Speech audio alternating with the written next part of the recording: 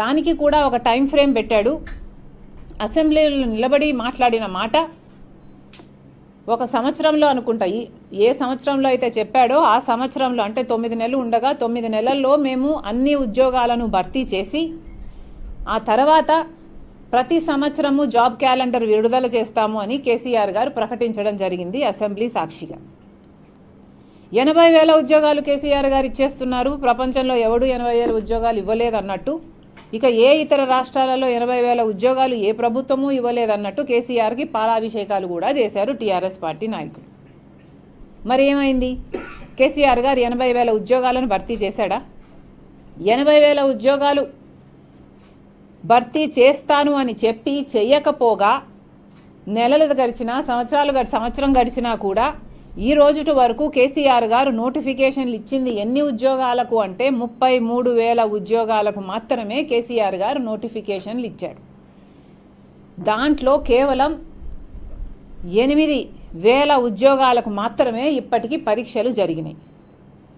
ఆ పరీక్షలు జరిగిన వాటికి కూడా లీకులు, పరీక్షలు రద్దులు, మళ్ళీ వాయిదాలు.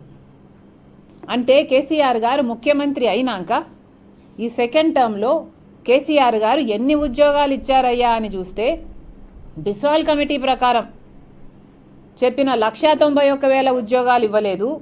అసెంబ్లీ సాక్షిగా కేసీఆర్ గారు 80,000 ఉద్యోగాలను ఇస్తానని చెప్పింది, ఆ 80,000 ఇవ్వలేదు. 33,000 జాబుల నోటిఫికేషన్లు ఇచ్చాడు, ఆ 33,000 ఇవ్వలేదు. ఏ 8,000కైతే పరీక్షలు నిర్వహించాడో ఆ 8,000 కూడా ఇవ్వలేదు. మొత్తానికి ఈ టర్మ్ అయిపోవస్తున్నా కేసీఆర్ గారు ఇప్పటికి ఎన్ని ఉద్యోగాలు ఇచ్చాడు అంటే 0, గుండు 0. ఇది కేసీఆర్ గారు అధికారం ఇచ్చి పాలన చేయవయ్యా అని అధికారం ఇస్తే బంగారు తెలంగాణ అని చెప్పి కేసీఆర్ గారు ఏం చేశాడయ్యా అంటే 0 ఉద్యోగాలు, గుండు 0 ఉద్యోగాలు. ఇప్పటి వరకు ఒక్క ఉద్యోగం కూడా ఇచ్చింది లేదు. ఎన్ని మాటలు చెప్పాడు కేసీఆర్ గారు? కేసీఆర్ గారికి తెలియదా నిరుద్యోగ సమస్య ఉంది అని? కేసీఆర్ గారికి తెలుసు నిరుద్యోగ సమస్య ఉంది అని. తెలుసు కాబట్టే ఆయన మేనిఫెస్టోలో ఇంటికో ఉద్యోగం అని చెప్పాడు కేసీఆర్ గారు. తెలుసు కాబట్టే ఆయన మేనిఫెస్టోలో నిరుద్యోగ భృతి అని చెప్పాడు కేసీఆర్ గారు. మరి తెలిసి కూడా ఓట్లు గుద్దించుకున్నాక ఆ మాటలు నిలబెట్టుకోకపోతే మరి దీని ఏమనాలే? పాలన అనాలనా, దిక్కుమాలిన పాలన అనాలనా? ముఖ్యమంత్రి గారిని ఏమనాలి? ముఖ్యమంత్రి అనాలనా, లేకపోతే 420 ముఖ్యమంత్రి అనాలనా, 420 కేసీఆర్ అనాలనా? ఎన్ని మాటలు చెప్పాడు కేసీఆర్ గారు? ఉన్నది నేను, నా భార్య, మాకు సేరు కిలో బియ్యం అయితే అదే ఎక్కువ, నా కొడుకు నా బిడ్డ అమెరికాలో ఉన్నారు, నాకు ఉద్యమం తప్ప ఏమీ లేదు అన్నాడు కేసీఆర్ గారు. మరి ఇప్పుడు ఎక్కడున్నారండి కొడుకు బిడ్డ?